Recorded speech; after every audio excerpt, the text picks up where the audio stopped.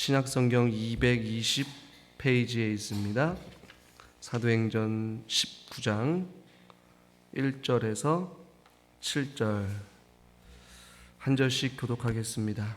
아볼로가 고린도에 있을 때 바울이 윗지방으로 다녀 에베소에 와서 어떤 제자들을 만나 이르되 너희가 믿을 때 성령을 받았느냐? 이르되 아니라 우리는 성령이 계심도 듣지 못하였노라. 바울이 이르되 그러면 너희가 무슨 세례를 받았느냐? 대답하되 요한의 세례니라.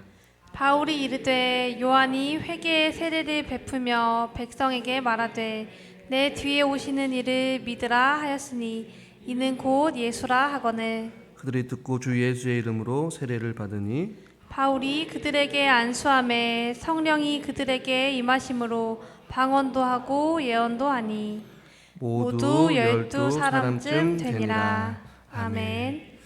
수협에 나오신 여러분들을 환영하고 축복합니다.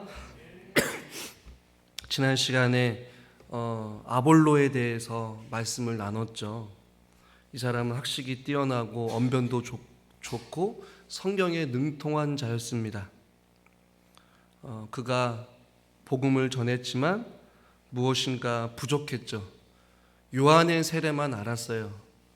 회당에서 말씀을 전하고 있는 그 아볼로를 향해 브리스길라와 아굴라가 조용히 자기네 집으로 초청하고 예수님의 십자가의 죽으심과 부활하심에 대해서 말씀을 전하였습니다. 그리고 아볼로는 하나님의 말씀을 더 깊이 깨달았고 그 복음을 가지고 또 에베소 지역에서 말씀을 전하다가 어떤 사람들에 의해서 고린도 지역으로 가서 아가야 지역으로 가서 하나님의 말씀을 같이 좀 전했으면 좋겠다라는 얘기를 듣고 아볼로 역시 고린도에 가게 되었습니다. 그 상황 가운데 하나님께 주신 만남과 계획하심 것들을 보게 되었죠. 아볼로는 열심히 있었던 자였습니다. 그래서 우리 안에도 그런 어떤 하나님의 말씀에 대한 뜨거운 열심을 가지고 살아가야 된다라고 우리가 지난 시간까지 말씀을 나눴죠. 오늘 19장에 돌아가서 바울은 이미 3차 전도 여행이 시작되었습니다. 그가 다녀왔던, 그가 세웠던, 복음을 전했던 곳, 또 쫓겨나고 핍박을 당했지만 교회가 세워진 곳을 계속 다니면서 하나님의 말씀을 전하고 또 교회를 세워가는 일에 바울은 힘썼어요. 우리가 읽은 본문에서 1절을 보시면 본문의 저자가 의도적으로 표현한 구절이 있죠. 바울이 윗지방으로 다녀 에베소에 와서 어떤 제자들을 만나 이렇게 해도 무방한데 앞부분에 아볼로가 고린도에 있을 때에 라는 구절을 넣어서 아볼로가 지금 현재 무엇을 하고 있는지 그리고 바울이 어디에 있는지 장소적인 것을 좀 의도적으로 말씀하고 있는 것입니다. 아볼로가 고린도에 있을 때 안디옥에서 귀화했던 바울이 전도 여행을 시작하고 하나님의 뜻이 있으면 다시 에베소로 가겠다라는 약속을 했던 그 바울이 하나님의 인도하심 속에 에베소 교회를 에베소 지역을 가게 된 것이죠. 그래서 오늘 1절에서는 아볼로라는 사람은 고린도에 있었고 바울이라는 사람은 에베소에 있게 되었다라는 것이죠. 각자의 위치를 알려준 것이었어요. 고린도 교회를 생각해 보면 지도자가 부재했었기 때문에 아볼로라는 사람이 그곳에 가서 그리스도의 복음을 전하여서 교회를 세워가고 있었고 또 에베소 지역에 바울이 오기 전까지는 누가 있었을까요? 다음 주에도 살펴보겠지만 브리스길라와 아굴라가 에베소에 있었다라는 것이에요.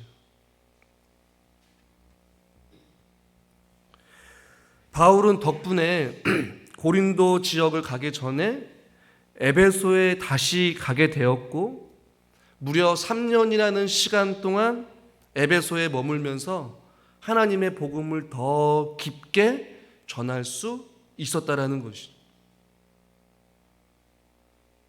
많은 학자들마다 의견이 조금 다를 수도 있겠지만 바울이 쓴 서신서 중에 가장 해석하기도 어렵고 말씀의 깊이가 있는 어떠한 성경을 고른다고 한다면 에베소서라고 이야기를 해요.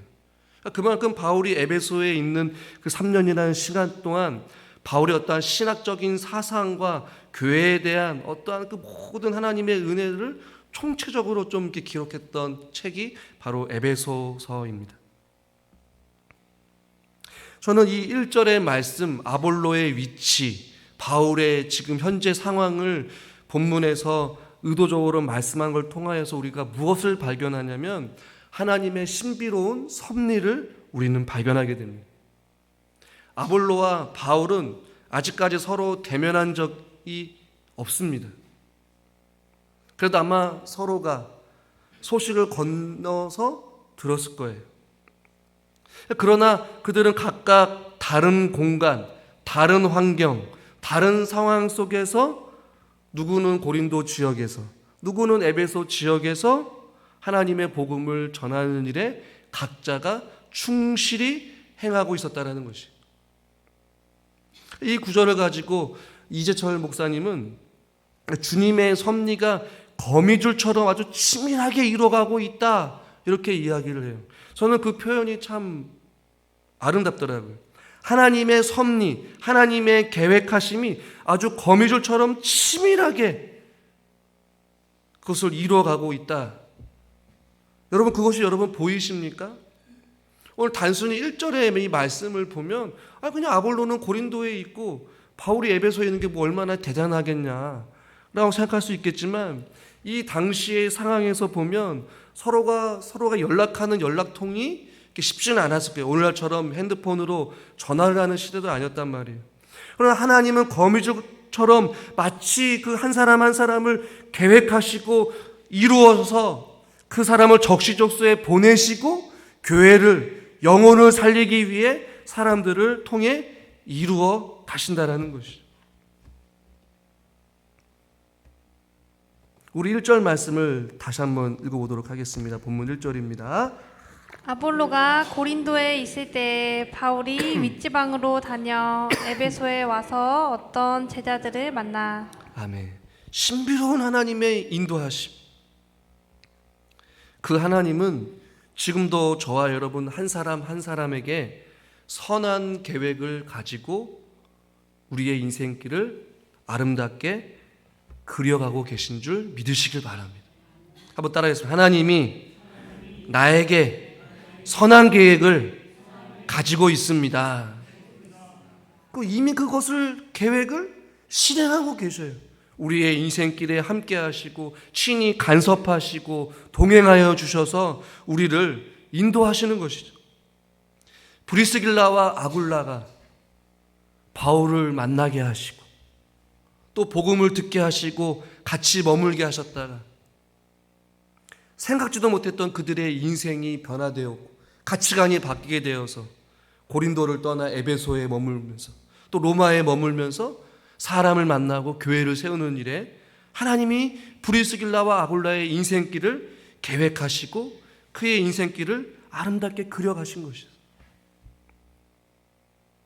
그뿐만 아니겠습니까? 아볼로도 마찬가지인 것이죠.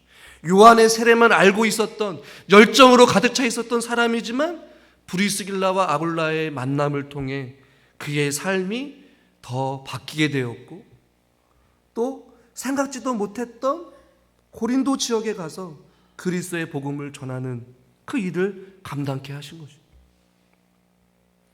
성경에 보면요, 수많은 성경의 인물들, 하나님의 사람들이 하나님의 넓은 계획과 섭리 속에서 그들을 인도하신 것을 우리는 성경을 통해 보게 되는 것이죠. 하란에 거하였던, 우상이 가득하였던 하란에 거하였던 아브라함을 하나님께서 부르시고 그의 인생을 완전히 바꿔 가십니다. 갑자기 고향과 친척과 아버지의 집을 떠나 내가 내게 지시할 땅, 내가 너에게 허락하신 그 땅으로 가라 라고 하나님께서 말씀하시고 아브라함의 인생을 완전히 바꿔 가셔요. 새롭게 하시죠. 그리고 그를 통해 믿음의 조상들이 계속해서 믿음의 후손들이 나타나게 된 것이죠. 형들에게 버림을 받았던 요셉, 억울하게 옥살이를 했어요. 그렇지만 결국에는 애굽의 총리가 되었고, 애굽의 총리가 되게 하신 것은 하나님의 놀라운 계획 속의 일부분이었어요. 그래서 기근으로 굶어 죽게 된 이스라엘 백성들을 요셉을 통하여서 구원하여 주시고 이스라엘 백성들에게 평안을 허락해 주신 거예요. 그러니까 저와 여러분의 각자의 인생 다 다르지만 완전하시고 또 전지전능하신 하나님이 저와 여러분의 인생을 아름답게 지금도 함께 그려가시면서 우리를 주의 도구로 사용하고 계신다는 것이죠. 그 때문에 여러분 기대하고 소망할 수 있기를 주님의 이름으로 축원합니다. 우리 하나님께서 하나님의 사람들을 결국에는 가장 좋은 길로 인도하여 주셨다는 것을 우리는 너무나도 잘 알고 있어요. 우리 인생의 큰 그림을 그리고 계시면서 그 인생의 아름다운 획을 그어가시며 저와 여러분의 인생을 한 걸음 한 걸음 인도하시고 함께 하신 줄 믿으시기를 바랍니다. 그 하나님의 넓이와 그 깊이와 우리를 향하신 사랑과 우리를 향하신 선하신 그 계획을 우리는 완전히 다 알 수는 없지만 분명한 사실은 우리의 인생은 축복된 인생이라는 것이에요. 여러분 믿으십니까? 목사님 그렇지만 지금 고난의 길에 내가 서 있습니다. 때로는 사방이 막혀 있고 답답합니다. 하루하루 고통의 나날을 보내고 있어요. 보이지 않아요. 그럼 저는 그런 분들에게도 동일하게 권면하고 싶습니다. 힘들어도 조금만 참고 인내하십시오. 요셉이 하루 이틀 만에 애굽의 총리가 된 것 아니잖아요. 인생의 수많은 굴곡과 고통과 아픔 속에 이해할 수 없는 형들의 배신과 이해할 수 없는 억울한 옥살이와 이해할 수 없는 꿈을 해석하게 하셔서 결국에는 애굽의 총리가 되게 하시고 이방 나라의 총리가 될 거라고 누가 알았겠습니까? 그러나 하나님은 상상할 수도 없는 일들을 계획하셨고 요셉을 통해 한 민족을 살리셨듯이 저와 여러분의 인생의 길이 여전히 굴곡이고 사망의 길이고 고난의 길이고 또한 사방의 길이 답답한 길이다 할지라도 그 길 끝에는 주님께서 예비하신 아름다운 놀라운 축복이 기다리고 있음을 여러분 기억하시기를 바랍니다. 아무도 몰라요. 분명한 사실은 우리가 믿는 하나님은 어떤 분이셔요? 좋으신 분이셔요. 선하신 분이십니다. 우리를 수많은 사람들 가운데서 지명하여 부르시고 너는 내 것이라고 하나님의 자녀 삼아 주셨어요. 그 자녀를 결코 고난의 한복판에 내버려 두지 않으신다는 것이죠.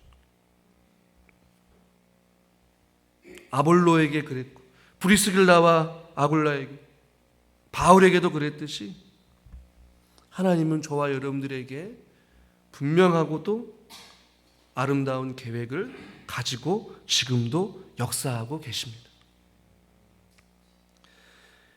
여러분이 지금 있는 곳 혹은 여러분이 서 있는 곳이 하나님께서 원하시기에 지금 그곳에 있다라는 사실을 기억하십시오. 누군가에게는 그곳이 고린도 지역일 것이고 누군가에게는 에베소 지역일 것이고 누군가는 또 다른 지역일 것이고 우리의 계획대로 인생을 다 살아갈 수 없지만 하나님은 완전한 계획을 가지고 저와 여러분의 삶을 지금도 이끌어 가십니다. 우리가 해야 될 것은 무엇일까? 각자의 자리에서 주님을 위해 최선을 다해 하루하루를 살아가는 것이에요. 오늘 본문에 보면 이제 바울이 에베소에 가서 1절에 보니까 어떤 제자들을 만납니다. 그리고 7절 끝부분에 보니까 모두 12사람쯤 된다라고 말씀하고 있어요. 근데 여기서 말하는 이 12사람 혹은 어떤 제자들 이 누구일까? 학자들마다 굉장히 다양한 해석들이 있습니다. 어떤 학자는 세례 요한의 문화생들이다, 제자들이다. 세례 요한의 제자였으며 요한에게 25년 전에 세례를 받은 사람들 혹은 그 사람들을 통해 요한에 통하여서 세례를 받은 후계자들일 것이다 라고 이야기를 해요. 혹은 제자라는 표현은 그리스도인들에게만 해당되는 지칭이기 때문에 아마 여기서 말하는 어떤 제자들은 초보 그리스도인 혹은 불완전한 그리스도인이다 라고 이야기할 수도 있어요. 마치 지난 시간에 이야기했던 아볼로와는 조금은 다른 어떠한 부류의 사람인 것이죠. 그러나 완전히 정반대로 이 제자들이라고 했던 이 12명의 사람들을 바울이 처음 만났을 때 이들을 어떤 존재로 보냐면 위더 링턴은 성령이 없는 것을 고려할 때에 신자가 아니라고 주장을 해요. 그리고 라키는 잘해야 이름뿐인 기독교인이며 최악의 경우 요한의 제자들이다. 요한의 세례만 알았기 때문에 그래요. 왜냐하면 바울이 질문을 합니다. 2절 말씀을 한번 보겠습니다. 2절 같이 한번 읽겠습니다. 이르되 너희가 믿을 때 성령을 받았느냐? 이르되 아니라 우리는 성령이 계심도 듣지 못하였노라. 바울이 질문해요. 너희가 믿을 때에, 여러분 예수를 믿을 때에 지금 바울이 질문한 거예요. 너희들이 성령을 받았느냐? 이르되 이 어떤 제자들이 아니라 우리는 성령이 계심도 듣지 못한다. 그러다 보니까 학자들이 이 사람들은 그리스도인이 아니라 성령이 없는 것을 고려할 때 신자가 아니라고 주장하는 것이에요. 그러자 바울이 또 질문을 하죠. 그러면 너희가 무슨 세례를 받았느냐? 질문을 합니다. 그러자 이들이 뭐라고 말합니까? 3절 하반절에 대답하되 요한의 세례니라. 자기네들은 요한의 세례만 받았다라는 것이, 성령은 들어보지도 못했다라는 것이죠. 그러니까 이 질문의 의도, 바울이 이들이 요한의 세례를 받았는지 성령 세례를 받았는지 처음 대면하는 사람들인데 왜 이러한 질문을 했을까요? 바울의 질문의 의도는 바울이 보기에 이 어떤 제자들이라고 했던 에베소에 있는 이 사람들에게 성령을 받은 혹은 예수 그리스도를 인격적으로 깊이 깨달은 사람들처럼 보이지 않았기 때문에 이런 질문을 하는 것이에요.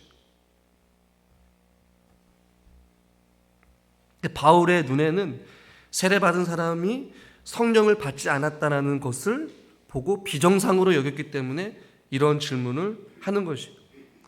지금 돌아가셨지만 고 옥하는 목사님께서는 그래서 믿는다라는 것은 성령을 받았다는 것과 이제 같은 의미이다.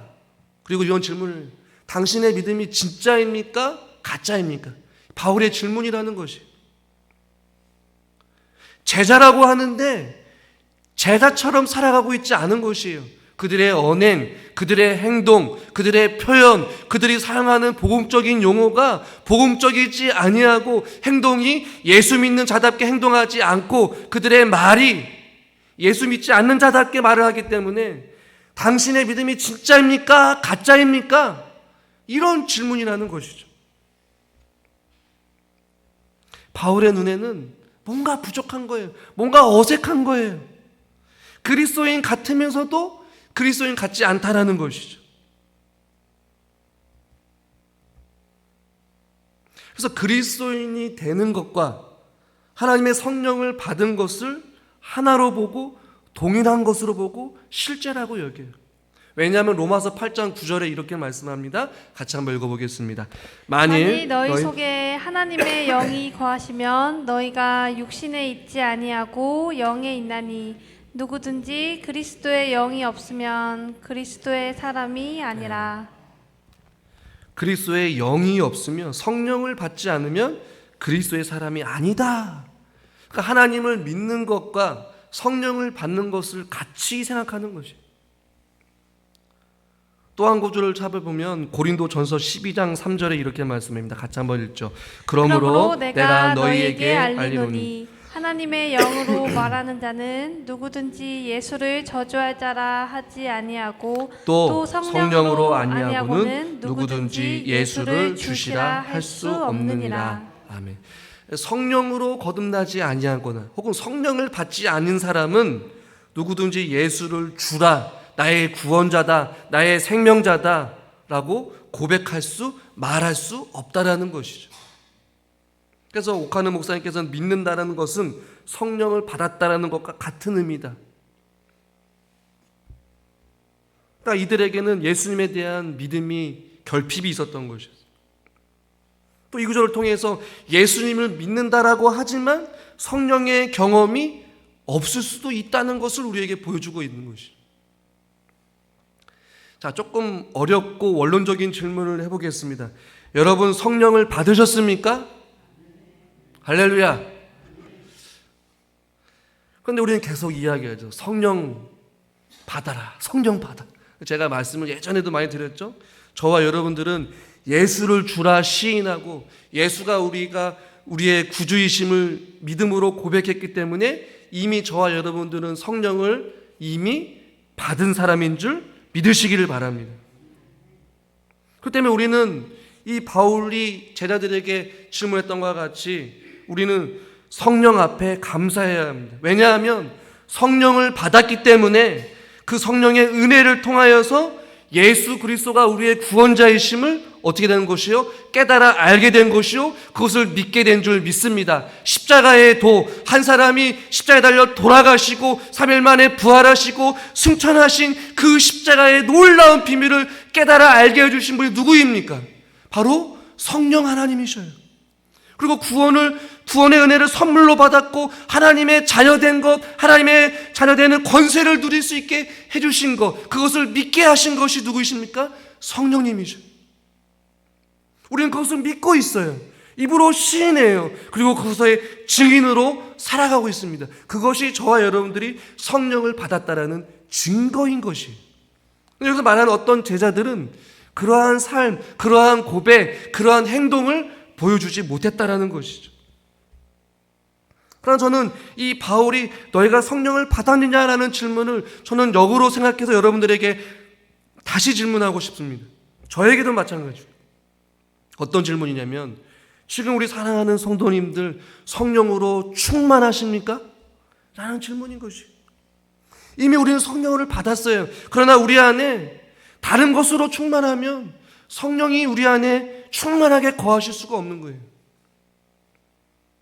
예를 들면 우리의 심령이 돈으로 충만하다면 우리는 성령의 지배와 성령의 이끄심과 성령의 인도하심보다는 돈에 의해서 우리의 행동이, 우리의 말이, 우리의 생각이 영향을 받는다는 것이에요.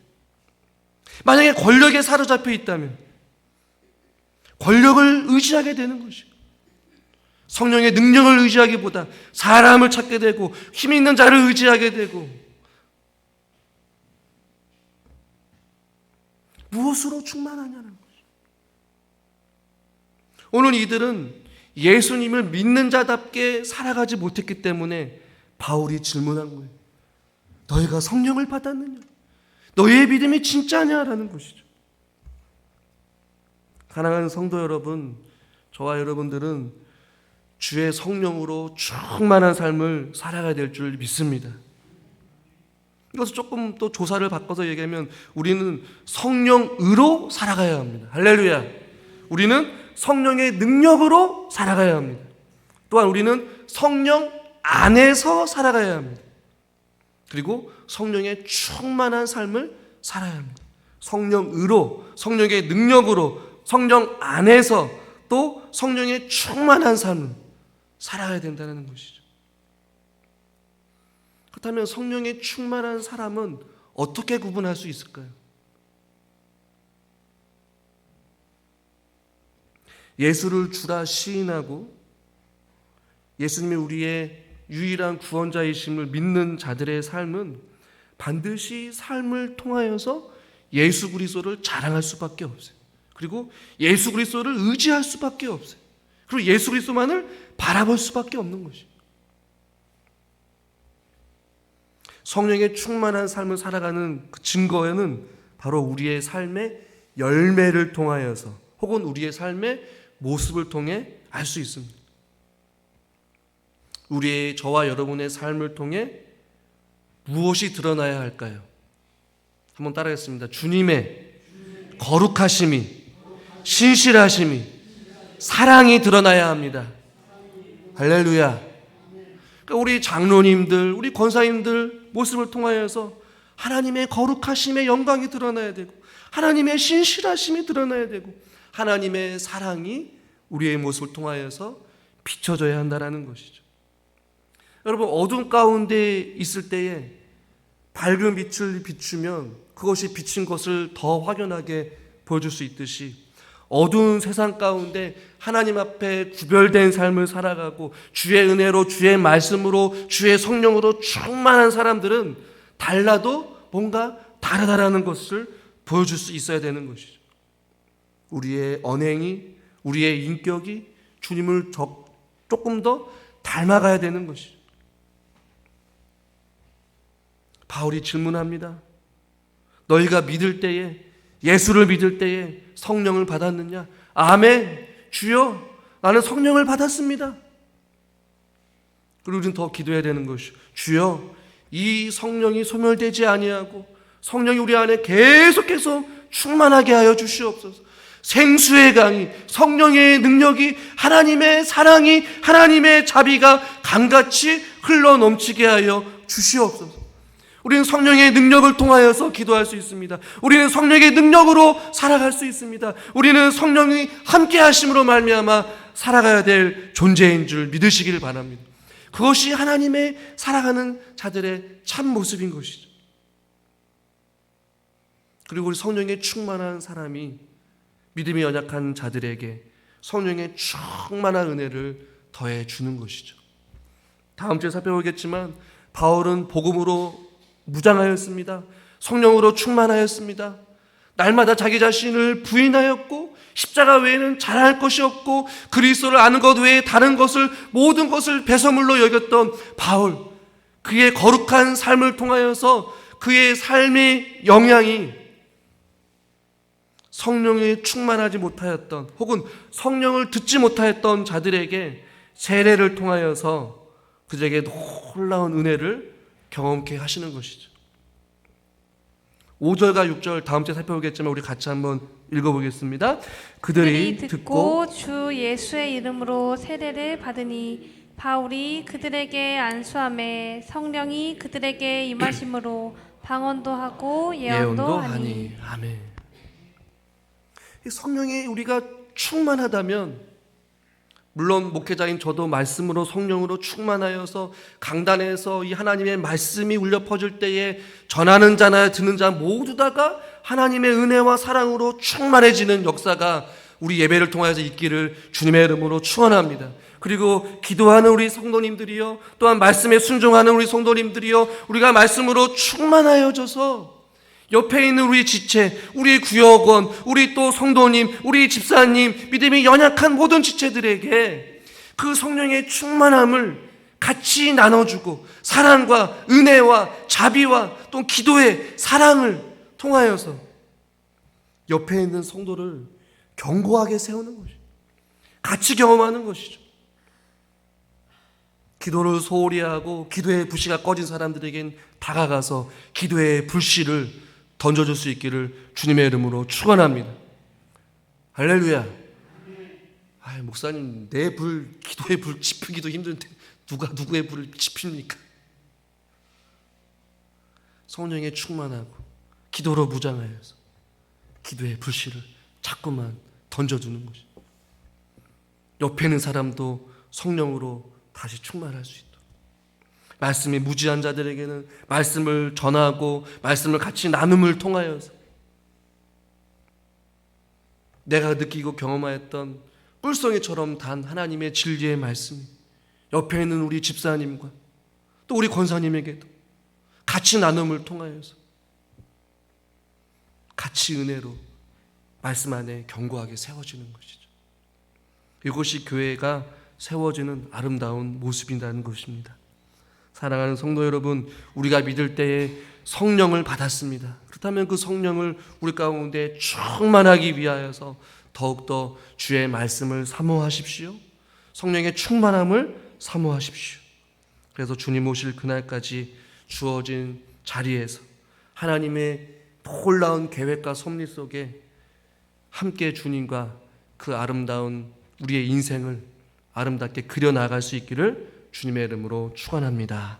하나님 아버지, 너희가 믿을 때 성령을 받았느냐라는 바울의 질문 앞에 그들은 성령을 듣지 못하였다라고 말하였습니다. 하나님, 우리도 성령을 받았고 이미 우리 안에 함께 하시는 성령님이 계심에도 불구하고 그 하나님을 온전히 더 깊이 깨달아 알지 못하고 성령의 인도하심과 이끄심 속에 우리가 살아가야 되는데, 우리의 생각과 세상에 이끌려서 우리가 좌로나 우로나 치우치면서 우리가 갈팡질팡하면서 우리의 인생을 우리의 계획대로 살아가고 있음을 주님 앞에 고백합니다. 우리에게 선하신 계획과 뜻을 가시고 우리를 창세전에 하나님의 자녀 삼아 주시고 우리를 통하여서 하나님 나라를 이루어가기 위해 각자를 하나님께서 불러주신 줄 믿습니다.